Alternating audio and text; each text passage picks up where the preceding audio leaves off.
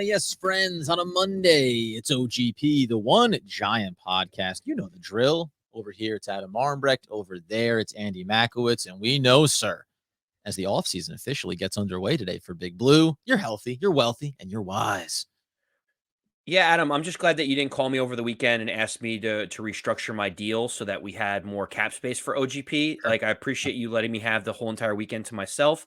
I mean, I was very excited watching college basketball. I know 2 games back to back might be a little too much for you. I know you don't like college basketball, like too much of it. So hopefully tonight, the national championship game, just one game, 2 hour span. Hopefully that could capture your attention for a little bit. Great news. Great news. That did not affect me because I didn't watch a single second of it.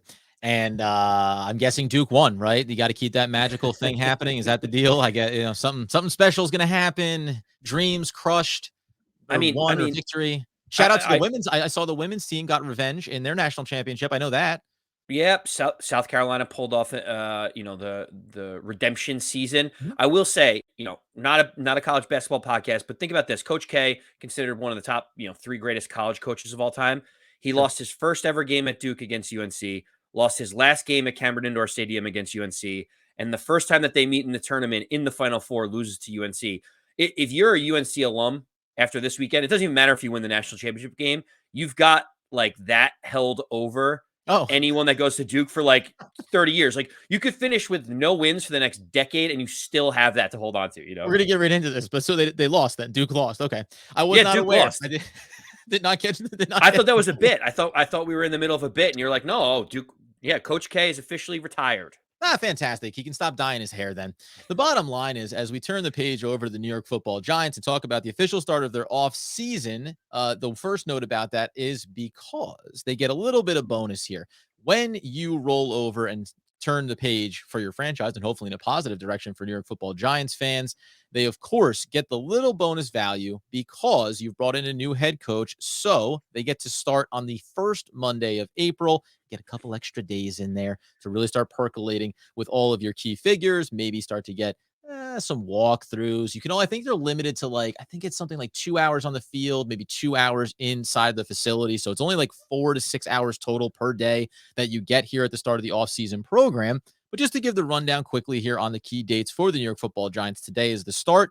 19th to the 21st will be the voluntary mini camp. And then we'll have GM Joe Schoen giving his pre-draft press conference on the 21st as well, followed up by the draft on the 28th through the 30th. Big days ahead. And then it'll be mid-May, 13th to the 15th, when rookie mini camp will get underway, and we'll finally get to see all these pieces that the Giants are putting into place. But it's great, right? When you're starting something new, it's great to feel like they give you a little extra leg up to maybe hit the ground running. Yeah, well, like we said before, these are the dog days of spring for the NFL teams where, the wave of free agency has come and gone. The Giants did not make any large splashes because of the situation around their cap space, but it is the next check mark. You see a couple guys coming into the building. You start feeling like, okay, the new season is upon us, turning over a new leaf.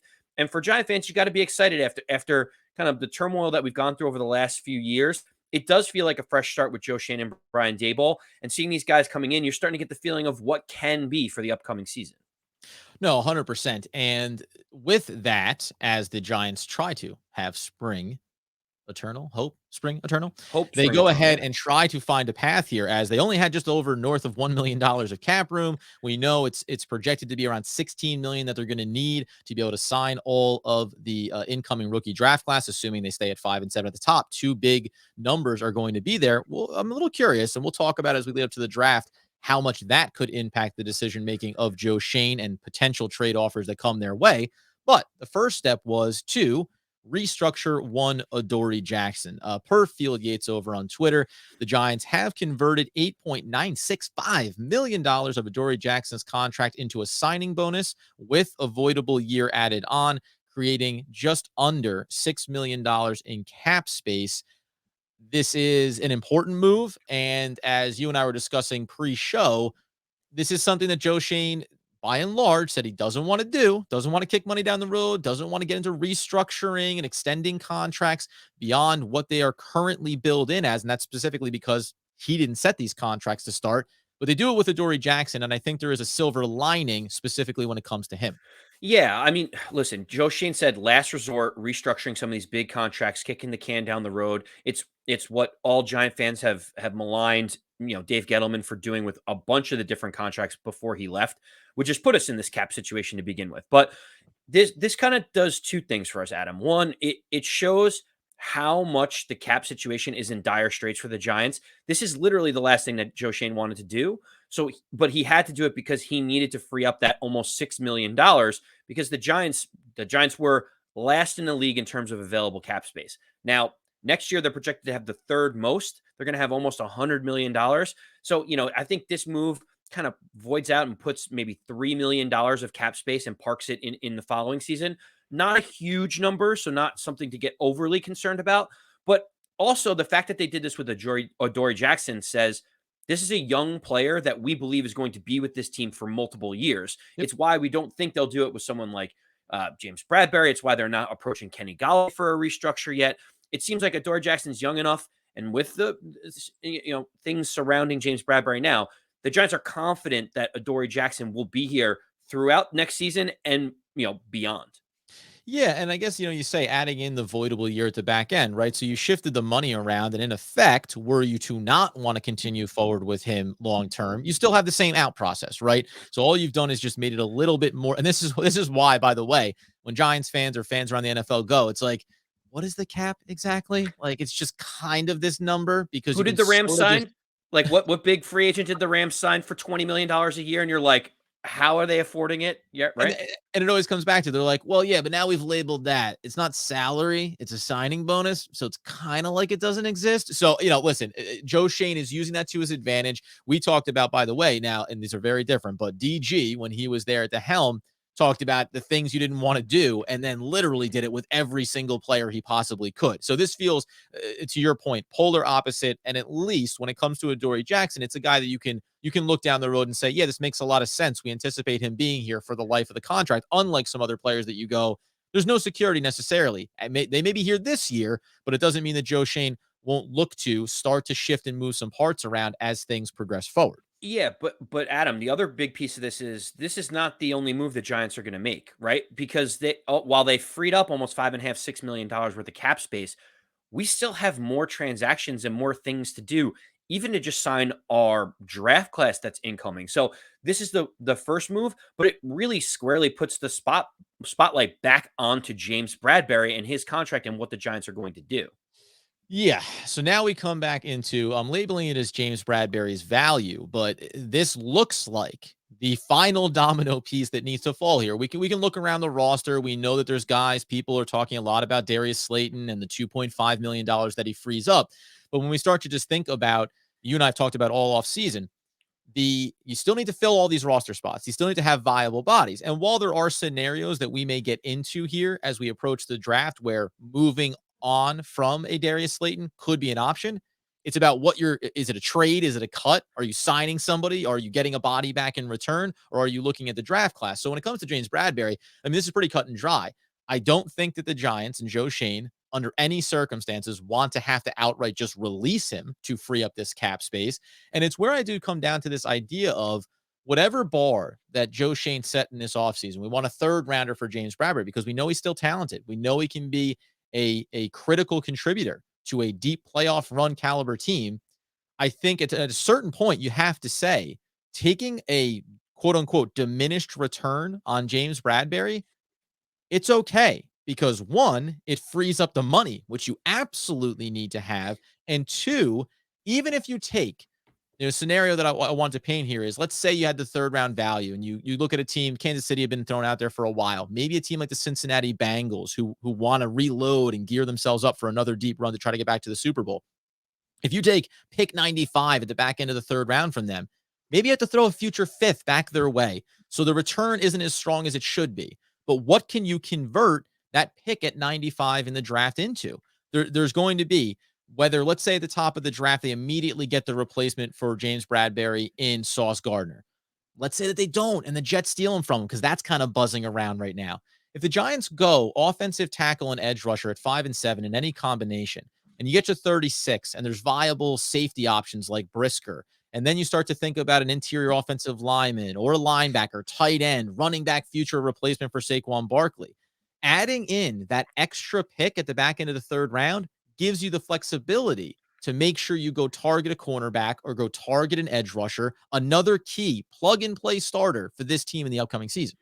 Well, there's a lot to unpack with the James Bradberry Oh, situation. yeah. And let's just start out by saying we both like James Bradberry. We That's think true. that he is a quality cornerback. We think that he is maybe a 1A type cornerback in this league. And he still has been performing at a very high level. In an ideal world, James Bradberry would still be on the Giants.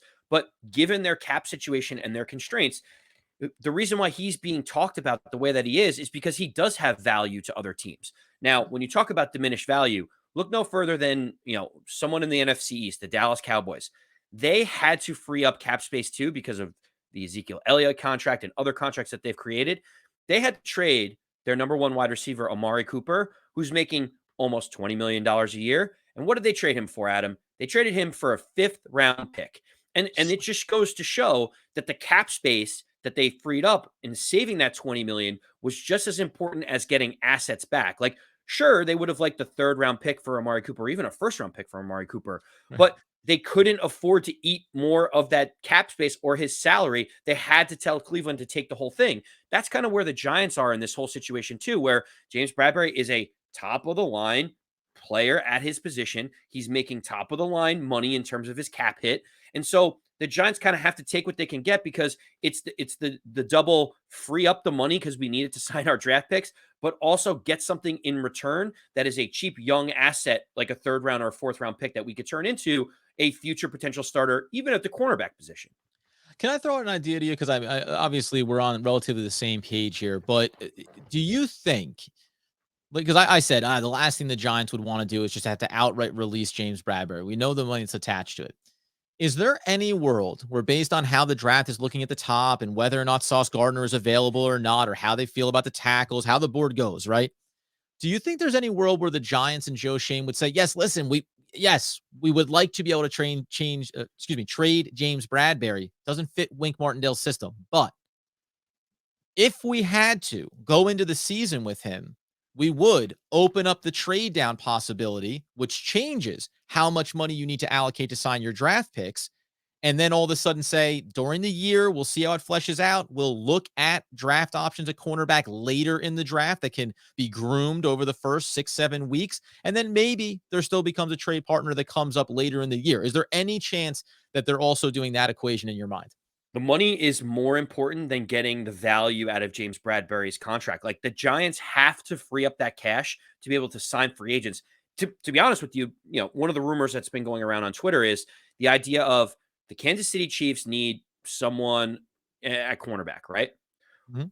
What if the Giants traded their first, second round pick and James Bradberry to be able to move back up into the first round, move up 6, 7 picks? You're giving up a player like James Bradberry, but you're adding another first round pick to your arsenal. You're freeing up $12 million.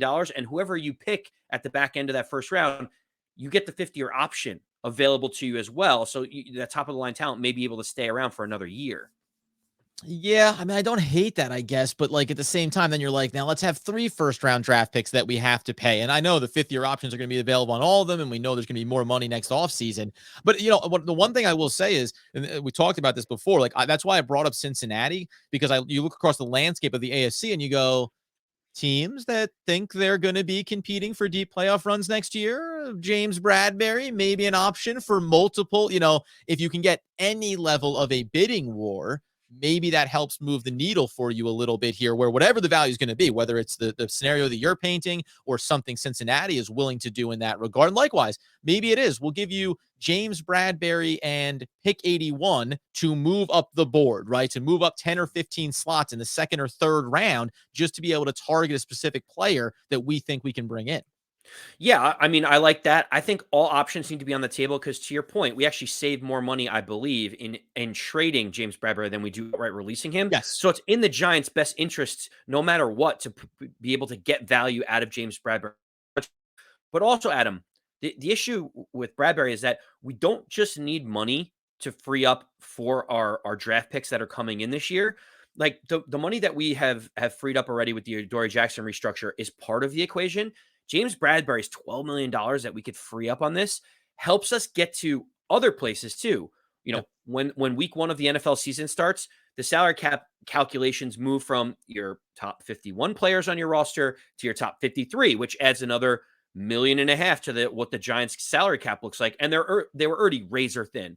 Then you look at, the practice squad transactions and who gets activated and up and down during the season. That's another $3 or $4 million. Credit to Dan Duggan for putting out some of those details. The Giants need more money than just the 12, 14, $15 million that they need to sign all of those draft picks. They need to be able to conduct business in the season. Not even like go make a splashy trade, but like activate a guy off of the practice squad because another guy got hurt. The Giants need a couple $100,000 here or there to be able to make those work. And when you think about it, Adam, that's why, James Bradberry has that biggest number in the path of least resistance. When you talk about Saquon Barkley being $7 or $8 million, you still would have to you release him or trade him. You'd have to do Darius Slayton. You'd have to look at other places around the fringe, and you're still not saving as much money as you would getting rid of James Bradberry. Well, and that's why, too, because you bring up a guy like Saquon Barkley, at least in this moment, and he was there at the offseason program, which is a good sign, good faith gesture, it looks like. But in this moment, we have to accept or be excited about, depending on your perspective, that Saquon Barkley is going to be on the roster at a minimum to start the season, right? That's what it looks like right now. Now, things can change between now and the draft and following it and what goes on over the course of the offseason, obviously. But if he's going to be there, then you immediately know, well, that's $7.2 million that we're not looking at as a viable space to clear. And all these conversations you and I have had, I keep going, there it is. It's $7.2 million. You could do that and release trade Darius Slayton. And there you go. You've manufactured the extra money that you need, and you could afford to wait or see what happens when it comes to James Bradberry. But interestingly enough, when we talk about Saquon Barkley and guys that showed up for the offseason program, worth noting that they said Saquon Barkley in the building. No word on James Bradberry. You kind of get that. A lot of rumors swirling around him. But they also said no word on Kadarius Toney. And that immediately I went, huh? What do you mean no word on Kadarius Toney? Why do we need a word on Kadarius Toney? Should there be a word for Kadarius Toney, right? Exactly. Well, no, I thought it was supposed to be excited. That we've heard the conversations talking about going to Kenny Golladay. Let me know what works for you. Talking to Kadarius Toney, what works for you? Like, I thought that this young player was right into the fold, and Joe Schoen had talked about having conversations with him and getting everybody on the same page. And for whatever we thought, some of these little injury concerns, and if he has a little bit of that star diva kind of mentality, it looked like that was kind of like very much just swept out the door with the new regime. So, yes, it's strange. This happens when it's voluntary off-season workouts. Like, people don't even need to show up, but it becomes a story when people don't show up. Obviously, with James Bradberry, he's like, why am I going into these voluntary workouts? I'm sure it's better for the team and myself to just stay away. Yeah. Let's figure everything out. Let's see how this all plays out. The Kadarius Toney piece is interesting because you think about a month ago, Joe Schoen and Brian Daboll were asked about Kadarius Toney, and they said he has a 100% clean slate with us. Anything that's happened before, we don't care. Doesn't matter one iota. As you mentioned a week or two ago, you have Brian Daboll going to Kenny Golladay, and you have going to Kadarius Toney, looking at tape from Galladay's Lions days, looking at Kadarius Toney at Florida and the best ways that they used him, which was kind of a shot on Jason Garrett, being like, I can't use any of the tape from what we just saw because they clearly have no idea what's going on. What about all the recordings you have in the building? What recordings, guy? First of all, we don't even know that we were recording anything because technology was not a premium for us this past couple you of watch years. It with your eyes. You watch it with your eyes, not with the videotape, right? I watch it with my eyes, and then I remember it perfectly. Yeah, exactly. And so, you hear all this, and Brian Daboll's like, I want to figure out the best way to utilize you and Kenny. I want to get you guys out into space. I'm looking for creative ways to do it. I didn't know that this was even a thought of whether he was going to show up, which slightly concerns me that everyone's talking about will he or won't he show up. But also, like, does this mean that there is fences that needed to be mended between the Giants organization and Kadarius Toney? Well, yeah, I mean, fences mended. I don't think that that's necessarily the way that I look at it. I do look at it more as this is a young first-round wide receiver that, as talented as he may be, it's again, this is like with everybody. It goes across the entire spectrum, right? How do you fit into our scheme? Do we think that you can be the focal piece of our offense? How do you pair with, in the short term, Daniel Jones, in the long term, whoever type of model quarterback we may want to bring in if Daniel Jones doesn't work out? And I'm trying to start to refer to it that way so that Giants fans appreciate that I'm willing to be invested in it. But it's also, remember, the cap number is also a part of this equation too. Kadarius Toney, while he only counts for, looks like, base salary of $1.2 million. You got a signing bonus of $1.8 million. I'm not saying that that's a large number for a young player, but it is still money on the books. And I think it rounds me into this speculative question. I'm just going to do this quickly here in two parts. The first one being just to think about the roster and the draft scenario and bring it back around to the top here and thinking about, could we potentially discuss the idea of moving on or shifting from James Bradberry and what it would look like. So let's just quickly say the Giants go tackle and edge rusher because Sauce Gardner isn't available. As you get up to the 36th pick in the second round, you're talking about, as I said before, Jaquan Brisker out of Penn State, the safety. Roger McCreary, cornerback, not necessarily. Have my eye on a guy like Kyler Garden, average draft in the 50s. You talk about a safety like Kirby Joseph, around 70.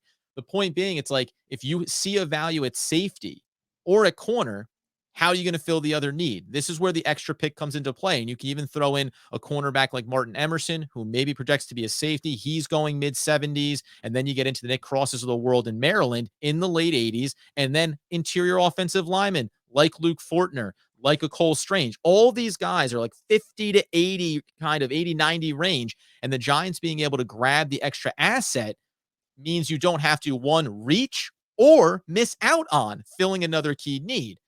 And in that vein, Andy, I wonder if, one, let me ask you, do you think that Kadarius Toney being traded is something that could be on the table this offseason ahead of the draft? I don't, because if you believe Joe Schoen, he said Kadarius Toney is not a tradable player on our roster. Very true, and I tend to agree.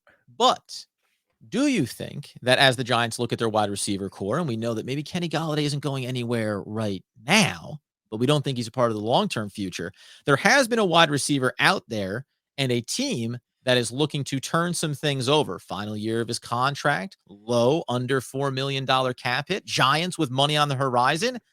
I'll even paint the picture with your boy Daniel Jones having success this year.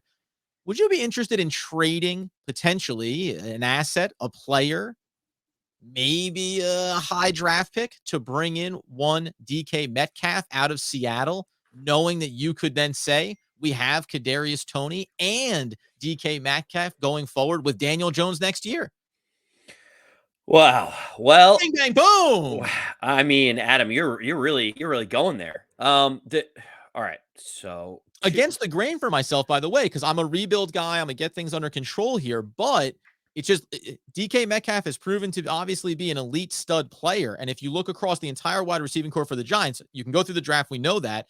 But you could be talking about having Kadarius Toney and Metcalf paired together. And I'll go even deeper with Saquon Barkley in the backfield. There's your triumvirate of incredibly talented players to go into this season and get that over, as we talked about last episode. 8-9 wins for Big Blue. So the short answer for me is it's just not possible. It's not feasible. I don't see a path at all to this. And it's for a few reasons. One is, what kind of draft capital will we have to give up in order to acquire DK Metcalf? Two, DK Metcalf is in the final year of his deal. He's looking for a big contract. Three is the wide receiver market. It hasn't changed since last year when we signed Kenny Golladay. We spent $19 million a year on Kenny Golladay. We're like, oh my goodness, like, what an overpay. This is insane. By like the start of this year, Kenny Golladay is going to have like the 13th, 14th highest salary at the wide receiver position, when we thought he had the highest before. Wide receivers are now commanding $30 million, $28 million, $25 million in the free agent market. So what you'd be saying is we're giving up high draft assets to be able to bring in DK Metcalf, knowing that we might have to spend $30 million and have $30 million allocated to him and $19 million allocated to Kenny Golladay, while we still believe in Kadarius Toney, who would be number 3 in terms of needing to get paid in the wide receiver room. So for me, Adam, I actually think, we talked about Kadarius Toney not being a tradable asset. I honestly think that there's a better chance that Kadarius Toney gets traded for a first round pick in this upcoming draft than I do DK Metcalf coming to New York.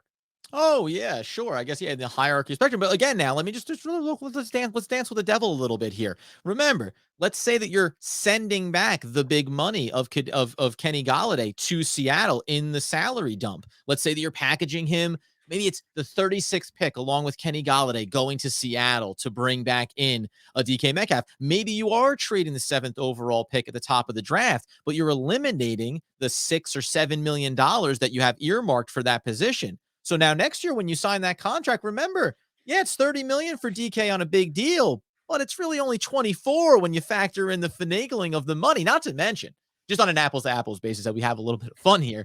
Not to mention though, Kenny Galladay at 27, 28, 29 years old with injuries is a far cry different than 24-year-old going to be 25-year-old DK Metcalf stud, elite number 1 receiver. I tend to agree with you, but it is interesting, right? Like it's a curious process. And I'll tie it back to what I mentioned there. We said last episode, when you start to see, because we've talked about this and we're going to get into it following the draft when we get a real sense of where this team is. When you see over-unders getting set at 7.5, 8, and you start talking about the Giants could possibly be going above 500, this is where the mentality changes a little bit about what are you willing to do this year? What do you want to bring into this roster? If you think, we talked about it when we mentioned about like Miami having the new head coach. Well, they want to go all in, right? They want the big value of making the playoffs with their new head coach and Tua and everything else there.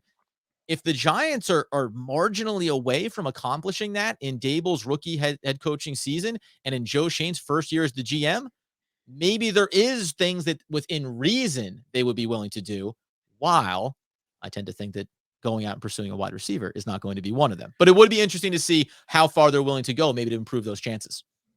Well, Adam, I will say this.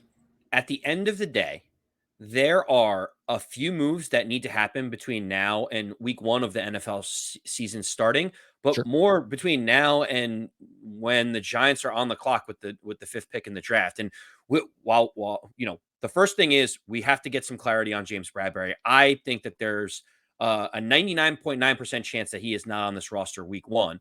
We got to get Kadarius Toney inside the building so that we can actually see him working out with the Giants so that we can kind of rest a little bit easier on that front. Sure. And the last thing is we got to understand and see what's going to be happening with that 5th and 7th pick. Are the Giants going to stick and stand pat there? Are they going to move back? What are the Giants going to do, especially given this cap situation? Moving on from the 7th pick and taking a first rounder the following year seems Yes. to be the whispers of what everyone keeps talking about. And all of these decisions are going to be happening in the next, 30 days? Yeah, pushing off the spending, right? Pushing off that cap hit another year when you have the money makes a lot of sense. And the question will just come down to, and maybe it's very obvious, right?